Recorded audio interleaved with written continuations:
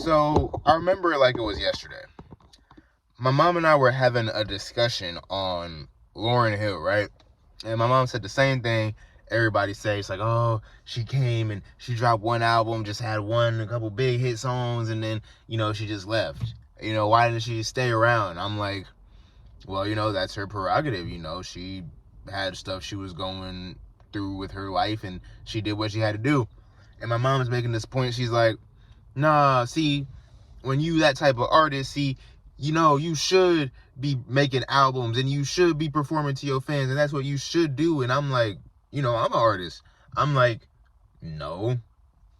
I mean, if you make art and you're lucky enough for people to like it, and it just so happens that they like it for a while, I mean, people will beg and clamor for some more of your art. That doesn't mean you owe them anything. And that's how you know that, like, a lot of people do not know how the industry works. Because, people over there thinking, like, these artists are like, yeah, I get to just sing a little silly little song and just go and do that. And then I get to have a big album and make some big hit singles. And I get to go on tour and I get to have fun. They think everything is just fun and games. Nigga, if you're contractually obligated to do something, it's a job. That's why they got contracts for artists, so that you can say you can't just, up and decide not to do this anymore for a certain amount of time, for a certain amount of albums, until a certain amount of revenue is reached. This is your job. It's a job. And it led me to thinking, bro, like, how many people think like this? Like, how many people really honestly think that, these celebrities, these artists, these people, anyone who makes money off ideas, these people just have it easy. They can just wake up and do whatever, not knowing that anything that you're contractually obligated to do that brings in money, it's a job. I know a lot of us wish that we could just do what we want and have benefactors who just, oh yeah, here's some money, keep on doing you and being awesome. I wish I lived that life. I wish I was like, they're saying, like, I wish I had like a Medici family to patronize me, you know what I'm saying? And then, I just create art and stuff for them. That would be perfect. But that's not how things work, you know what I'm saying? If you are a musician, if you are a visual art, if you are whatever, chances are you're finding some sort of middle road between just all out creating whatever the fuck you want and making a product. There's some balance that you found there that is meant to make you money.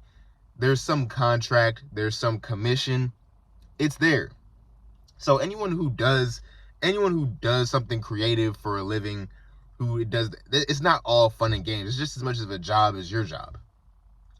And it made me realize something even different, even deeper. If you have a great talent, if you are a great artist, if you have an amazing whatever, you have an amazing gift, look, do not feel obligated under any circumstances to give these niggas anything.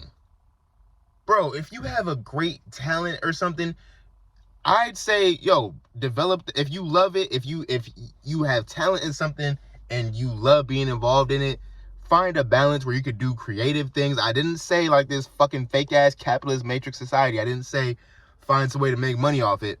Find some way to create with it. You know what I'm saying? Instead of, our whole society is consumptive. It's, buy this food so you can do it while watching this. If you could find something creative and passionate to do that engages your talents, that's great. I'd recommend that for anybody.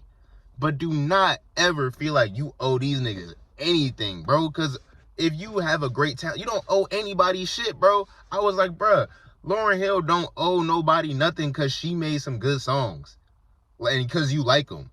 Like, no one forced a fucking gun to your head and was like, you better like this damn song. You better say, you better watch it. No one forced anybody to say that. You heard it, you liked it, and now you just salty because people can give you great things and take them away. But if you're the possessor of this great gift, this great talent, that's your prerogative. The only person you should be doing justice to is yourself, bro. If you're going to create something, if you're going to exercise your talent, if you're going to exercise your smarts, your gifts, Intelligence is a whole nother thing, bro. And let me just get into that real quick. Because I know a lot of y'all, okay, let's get out of the creative bubble. A lot of y'all probably real smart people, and you get told the same thing all the time. You don't apply yourself. You don't do that. You don't, or maybe you're just chilling right now. You're working a job, you're working a wage slave job. And, you're trying to figure out what you want to do. You my age or something like that. And people keep pressuring you like, oh, you're smart. You should be doing, bruh. Whenever people tell you what you should be doing with your own skills, that's just them projecting onto you what they would do if they were you, bro. Maybe I have this perspective and this outlook and these skills because I don't automatically jump to how can this get me a better job in the fucking Matrix every time, I have a genuine skill, a genuine talent, genuine love for something. People who consistently sit on the sidelines and tell you, oh, you're smart, you should do your duty. They don't know what it's like to possess that. And I'm not saying that to, say, oh, they ain't shit and you. Nah, bro, everybody has their own place in life.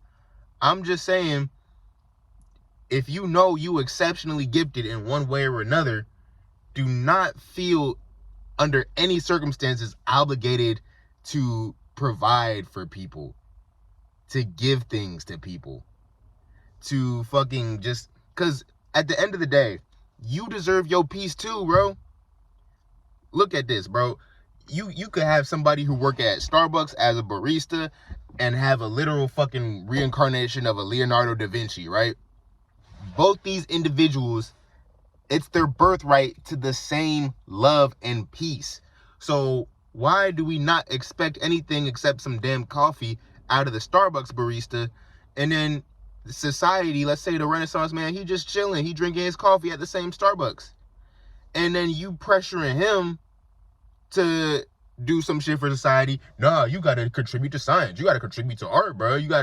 Bro, these individuals deserve the same peace. Everyone deserves to chase what they love. I urge you, if you have an exceptional gift, if anything, chase what you love, that is something creative that you actually, meaning that you add to the world while doing it. Some type of work. You could be the smartest 140 IQ nigga in the world. If you love to farm, my nigga, hit that goddamn field every day at 5 a.m. Start that tractor. Get the best tractor. Get the best yields. Use that intelligence to show what you love, how much you love it, and how much it could change the world. But one thing you shouldn't do is let other people tell you how to use your gifts. These people weren't given those gifts because let me say this actually. Do you think that these people without these gifts know how to use them? No. You the one living with your intelligence. You the one living with your talents. You the one living with your skills. You know how it is to possess them and work with them. So why you listen to people who don't know what it's like to be you, who don't know what it's like to have gone through what you have gone through to gain what you have, tell you what to do with it? Imagine some broke nigga watch you make a lot of money. Y'all start off at the same position. Now a broke nigga watch you make hella money, and then they're like, damn, bro, nah, see what you should do is, nigga, what I should do is not listen to you. I got here. You're still there. Yeah, man. Honestly, artists, all the intellectuals, all the people who have brilliant, great ideas, let's stop as a society thinking that they owe us something. I don't give a fuck about a Frank Ocean dropping. I don't give a fuck about Playboy Cardi dropping. I don't care, bro. Because if they have great music out, so I'm going to listen to that. But my cup is full, bro. For real. Like, you have to switch your mind. If you really, and this is the part where I'm talking to the niggas who they need some music or whatever from their favorite artists and can't understand that these artists don't owe you shit, bro. You like their music. You're gassing them up. You're acting like they do the best thing in the world for you and then getting mad when they don't come around. Bro, you tell people how to treat you, okay? If you gassing an artist up for how good this work is and they take a long time to come out with the next one, probably because you gave them enough praise to last a lifetime. Not only that, but, I mean, you could easily create that joy for yourself. I don't know. You can find something else. You can find something there's someone else to get invested in.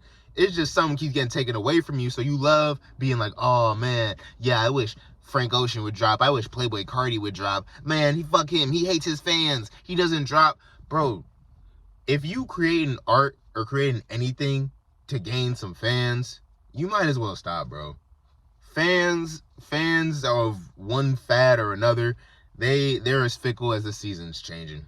That's not even an expression, but that's in a mix of several I kind of AI malfunctioned myself right there. But you know what I'm saying? You know what I'm fucking getting at. If you doing this shit to get some validation, you might as well stop. But if you doing something because you truly love doing it, and then other people truly love you doing what you love, that's why motherfuckers like me who make YouTube videos, who get passionate about doing stuff like this, we happy when we see comments that are like, yeah, bro, I support that, because, you know, our love is matching up. It's at the same frequency. It's resonating. I'm never, ever, ever, ever gonna do something that I don't fuck with just so people will like me, because I don't give a fuck.